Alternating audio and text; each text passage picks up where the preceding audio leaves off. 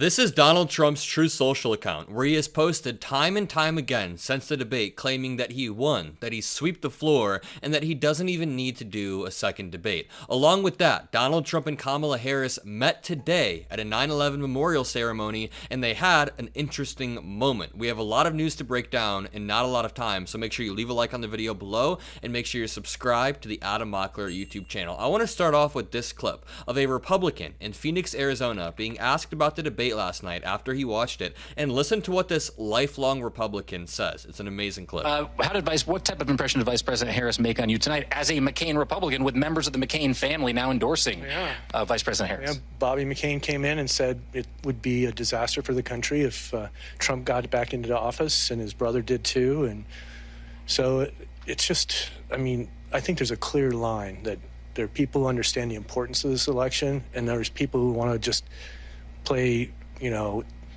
keyboard warriors and making a fuss and really saying heinous things about other people.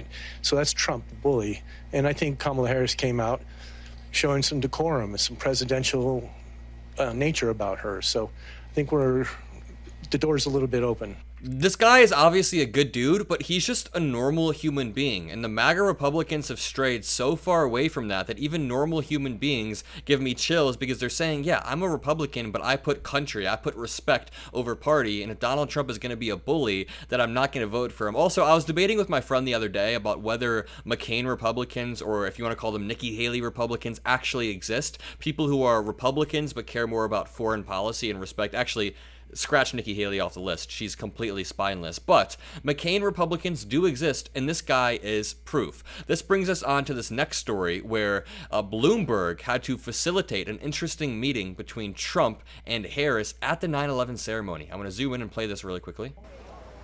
Kamala Harris speaking to Chuck Schumer, obviously. Bloomberg pulls her aside, and Trump gives a quick handshake. And she maybe says something to the effect of, thanks for being there last night. I don't know. It seemed like a cordial thing. Trump seems to be smiling right here. I'm assuming they said something nice to each other. And then Kamala Harris turns off and just doesn't care. She has had enough with Donald Trump. It seems like they exchanged a few words. John Marshall said, looks like Don had to ask Bloomberg to get Harris's attention and see if she'd speak to him. Notice that Trump first tries to pull Harris in and then double-hand her, but she won't play. I'm going to play this one more time. Bloomberg pulls her off to the side. Trump tries to pull, you see it. Trump tries to pull her in and she doesn't play. Let me play this really quickly. Right there, Trump pulls her hand in. He always does that, a very aggressive pull. Boom, he pulled. That's just everything this guy does is incredibly weird, including him showing up to this 9/11 anniversary with Laura Loomer, who shared a video claiming that 9/11 was an inside job. Now, this was shared by one of Aaron Rupar's supporters via email, but they said, good afternoon. I wanted to make sure you saw that former President Donald Trump attended the 9/11 anniversary today with Laura Loomer, who just last year shared a video claiming that 9/11 was an inside job. And let me point out, Donald Trump arrived to the debate last night with Laura Loomer, and if you were on my live stream, I was saying, the last person Donald Trump talked to was Laura Loomer, so I'm assuming he's going to have some wild conspiracy theories. And what do you know? He talks about not only immigrants eating animals, but us doing transgender surgery on illegal immigrants in prisons. How did he know about that? I thought that was our little secret. But Donald Trump has posted on Truth Social multiple times. Let's go through some of this stuff. You know that you won a debate when you're posting after poll after poll after poll from Benny Johnson. Benny Johnson, the Russian hack, the Russian stooge. Trump is boosting polls. Proof Trump won the debate. Reuters poll, undecided voters after the debate.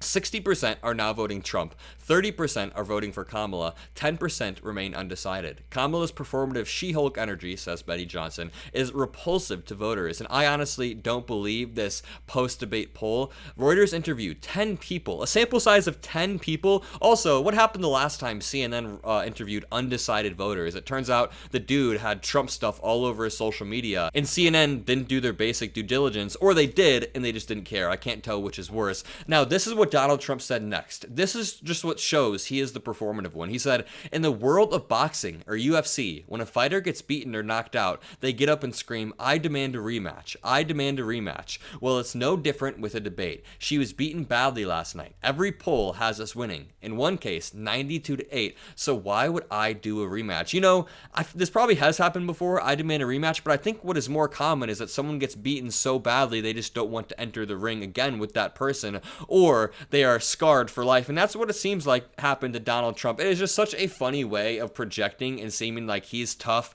He's denying another debate because he won. He's posting cherry-picked polls from Russian stooges. You know he's melting down. He also went on to Fox News and said something to the effect of, I don't want another debate. He sounds like he's on the verge of tears. Take a listen. So, Mr. President, debate, I don't know that I want to do another debate. Right. So you do, right at the end, as I was interrupting, so you don't know if you want to do another debate. It sounds like you're a no. Well, I'd be less inclined to, because we had a great night. We won the debate. We had a terrible network. I think they were terrible. They should be embarrassed. I mean, they kept correcting me, and what I said was largely right, or I hope it was right. But what they said was absolutely wrong. I love how my Trump supporter friends hit me up like, how come they only fact-check Trump and they didn't fact-check Kamala? Maybe because Trump lies 10 times more than Kamala, and that's me being charitable. You know what she said, and they refused to correct. I even complained a couple of times. Why aren't you correcting them? Look, they should have corrected 6 or 7 times. She told an outright lie. Another one is Project 2025.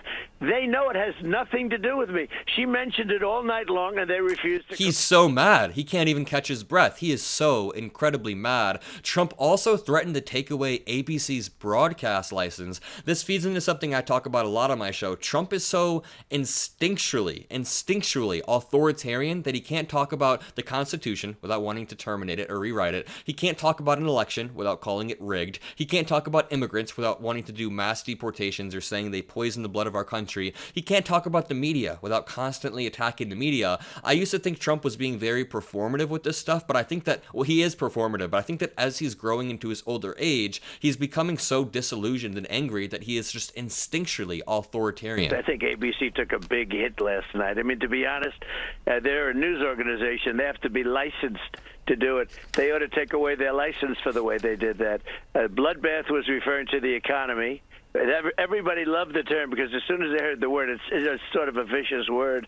But referring to the economy, they have created an economy. Bloodbath was the word that I used. It's so brilliant. I've never seen Donald Trump on the defense so much. I talk about this a lot on my show, but Hillary Clinton was on the defense a lot in 2016. She would bite when Trump would put out debate, but now the roles have reversed, and Kamala Harris isn't biting whatsoever, but every time she talks about crowd sizes, Donald Trump is forced to bite on that. Every time Kamala Harris talks about foreign policy or Donald Trump just being a disgrace, Trump bites immediately. This article is titled, Trump Demands ABC be shut down for daring to fact-check debate. Donald Trump called for ABC News to be shut down during a rant about the way he was treated by the network. The former president called into Fox and Friends, said that he'd faced a rigged debate with moderators correcting everything, he said, while not correcting with her. Asked why he felt the moderators hadn't corrected Harris in the same way, Trump answered, because they're dishonest. Everybody around him is dishonest, whether it's the election officials that he pressured or the male men and male women who dropped off the ballots to the debate moderators to the cameramen who probably made him look bad in his eyes. I don't know. I think ABC took a big hit last night. He continued, yeah, maybe among the OAN crowd. They don't care about the OAN crowd. To be honest, they're a news organization. They have to be licensed to do it. They ought to take away their license for the way they did it. Blatantly authoritarian wish from Donald Trump. If you agree, leave a like on the video below, comment a blue heart, hit that subscribe button, and have a great rest of your day. Peace out.